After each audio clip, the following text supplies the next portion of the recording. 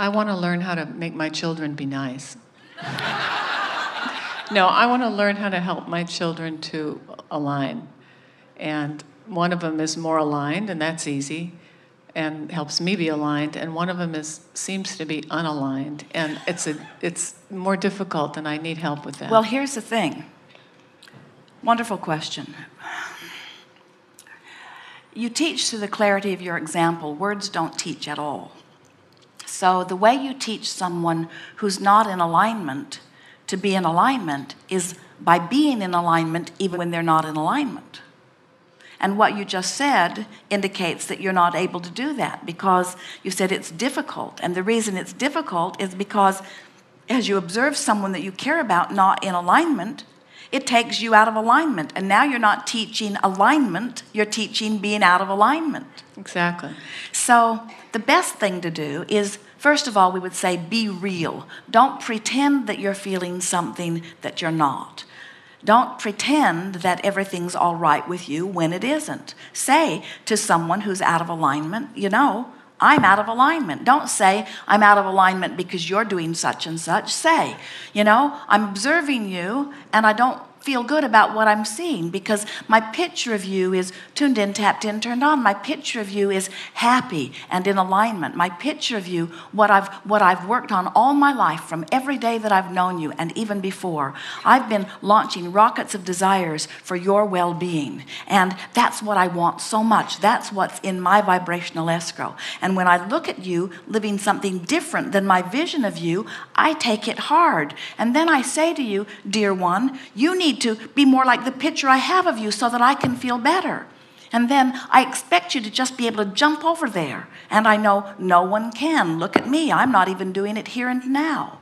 I'm holding you responsible for how I feel. And then say, so you know what I'm going to do? I'm going to go in the other room and I'm going to distract myself from what's going on with you. And I'm going to remember who you really are. I'm going to remember that you are a powerful person and that you are source energy in a physical body. And I'm going to remember that life is supposed to be good for you. I'm going to remember that you came here with such reason and purpose. And I'm going to remember how thrilled I was when I knew you were coming and how happy I was the day I saw you. I'm going to remember who you really are and who your life is causing you to become.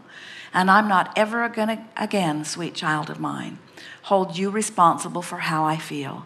I'm going to get in there and I'm going to focus and I'm going to think about you and I'm going to get lined up while I'm thinking about you. And you can do whatever you want because your behavior is irrelevant to my alignment. And I want you to know that I know that.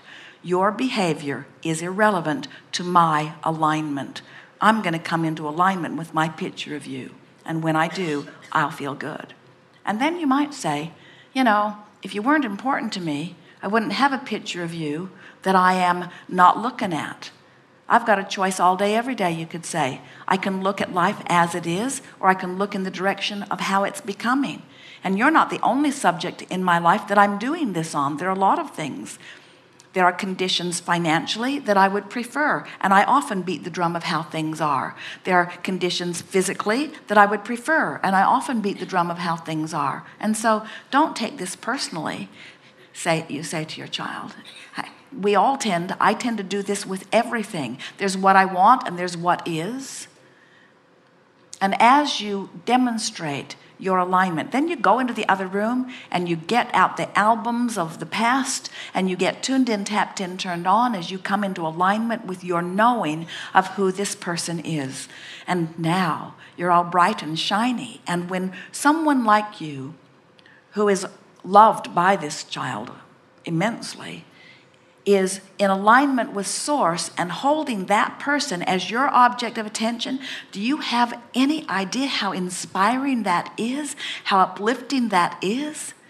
To be in alignment and so think what you're doing. You're uplifting them, but more than anything, you're demonstrating your power to align no matter what. And there is no greater gift that you could ever give. So when I see that child doing things to be out of their own alignment, and then I go, into my own unalignment, what would you advise me to think about? Just what you said, just go back to holding kind of a more perfect image. Well, what we're saying to you is you have to care more how you feel than care about that child. Now, those sound like harsh words to people who've been trained that you should give up everything. And we say, you're giving up your life force, you're giving up your connection with Source, and you feel how ineffective you are when you give up everything for your child. That's just ridiculous. You can't give up your connection and be of value to anyone. So what we're really saying to you is your relationship with your Source has to come first, and your care for your child has to come second. But one doesn't have to be exclusive of the other, because you can be in alignment with Source and be giving your undivided attention to the perfection of your child. Let's say that you have some symptom in your body. We're going to take an extreme case just to get it out there where you can really hear. Let's say that you found some symptom in your body that frightened you, and you went to someone that you trusted, a physician or maybe a friend who is a physician, and you showed the symptom of your probable disease to this person. And this person was so knowing in your ability to be well that this person immediately, seeing what you don't want, fast forwarded to what you do want, and turned her undivided attention to the well-being that you really are. And from that confident place of knowing that all was really well with you, says, not anything to worry about. Everything's going to be all right. And there are these remedies that are already available if you'd like some, and I can line you up with that, but I wouldn't worry about it. Feel how that feels. And feel how it would feel if someone not in alignment with your well-being were to look at it and feel frightened by the symptom, and you were to see their fear. Feel the difference in how it would turn you upstream or downstream. You see what we're getting at? Yeah, so that self-confidence that I would display to the child, they'd drink it in. Because you have connected with your child's future self also. In other words, and one who's connected to the stream is more powerful than millions who are not.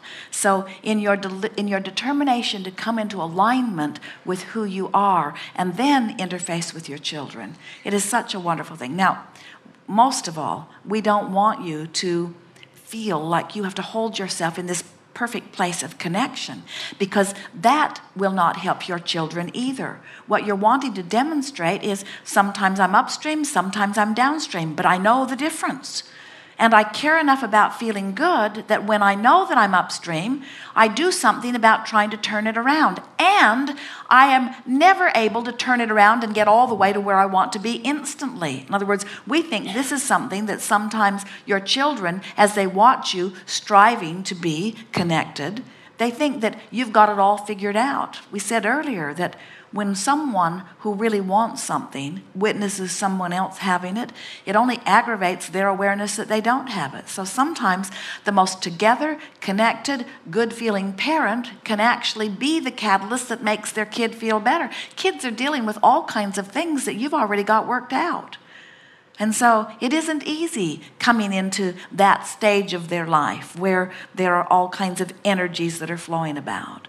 So when you demonstrate that life isn't about, connection is not like a college degree where once you achieve it, it is yours forevermore. It either is or it isn't in the moment. And as you softly let your children know that you're doing your best to feel good, but that you don't always, but you at least know when you're not, and you make an effort to feel better, they'll start relaxing a little bit. Children have this very hard thing that most parents lay on them, and it goes like this. They're born, and they're little, and they're adorable, and you adore them because they're adorable. And then they reach that stage where they're not that adorable. And now you're observing them, and you're kind of shocked because they were really easy to love for a long time, so you just did. But now it's not so easy, and it seems like they need to do something different. And they take that pretty hard. For a while, they try to do everything they can think of to still be adorable. But as time goes on, they realize they can't control the way their parents or their teachers feel because there are too many other factors. And then they lose their way. So here you are, you found your way, and you're not asking them to be adorable for you to adore them. You're practicing unconditional love. You're saying, don't be adorable. I've got this image over here of you I can focus on. And that's enough to keep me in alignment. You can do whatever you need to do. I'm going to love you no matter what you do. Not because you deserve it, but because I deserve it. You could say, don't say it, it'll hurt their feelings. But and I'm adoring you not because you're adorable, but because I like to adore. That's who I am. I like to adore. So I've trained myself into love and appreciation and adoring. I've trained myself that way. And can you feel how liberating that would be to them? Wouldn't you? Doesn't it let you off the hook? Wouldn't you just love to be in a relationship? We hear you. Wouldn't you just love to be in a relationship where you say, where someone says to you, be however you need to be, I'm good. I'm in alignment and I love you no matter what. I'm good. Can you feel the liberation in that, you see? That's an environment that would foster well-being. And that's what you all signed on for. It really is. So we have the power through unconditional love, as much as we can connect with it, to influence our children, even if they don't live with us or but you see, we're not talking to them. You missed the point here.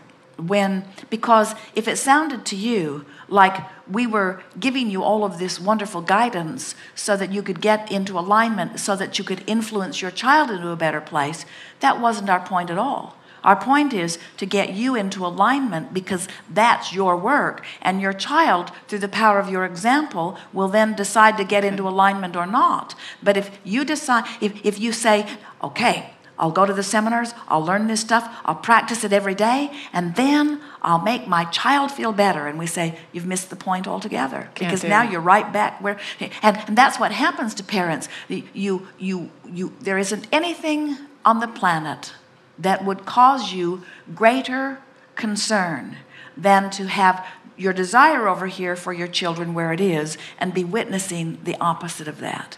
But if you believe that the answer is them doing something that gets them over there where you need them to be, then you're not understanding the point of all of this. The answer is getting your vibration in alignment.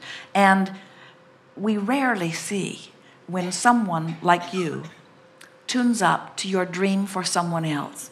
It is so rare when the other doesn't catch the spirit of the dream and come along, because they were part of every bit of the creation of it to begin with. In other words, you got all your cues from them anyway, you see. Here we'll leave you with this. Here's what we would say to our children if we were standing in your physical shoes. I loved you the day you were born. You were so adorable. I love you now, but not because you're adorable. I love you now because I found out how much better it feels to me to love than to not love. Then they might say, oh, I'm not adorable? What is it about me that you don't like as much as you once did? And you say, I've trained myself not to give any attention to any of that. You could say, there's nothing about you that I don't love except you not loving yourself. There's nothing about you that I don't love except you not being in alignment with who you are. And I've trained myself not to notice that.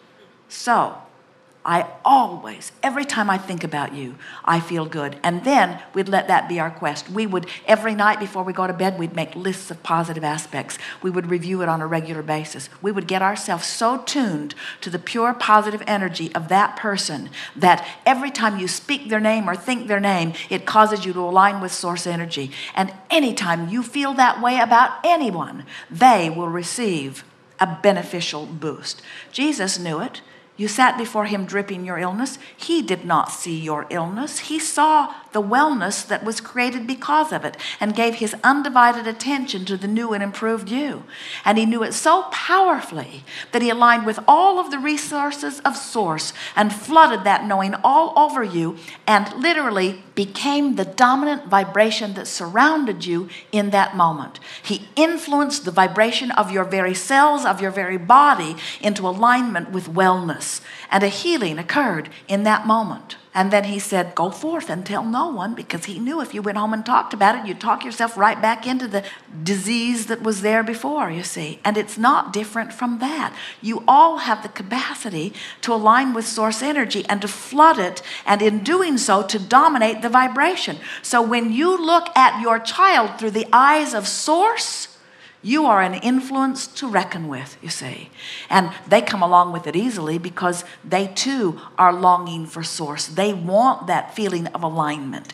Everyone is willing. That's what that feeling of attraction is. That's why they gravitate where they gravitate. And parents, you put yourself in such an uncomfortable place because your society has trained you to look at their flaws and try to whip the flaws out of them. And all that does is activate your awareness and keep you disconnected from source. And then you feel so rotten because you're disconnected from source. And then you blame your children or whoever it is because they are your object of attention while you're disconnected from source. And then you say to them, you need to do different because I don't feel good when I look at you under these conditions. And then they can't jump through enough hoops to make any difference. And then everything sort of all breaks down. And now you say, I love you because I am a lover, not because you are lovable. I love you because it feels best to me to love. And then you train yourself into that love. And then no matter what they're doing, you still feel love. And in that dominant vibration, now they must come into vibrational alignment with you. We have enjoyed this interaction immensely. Thank you.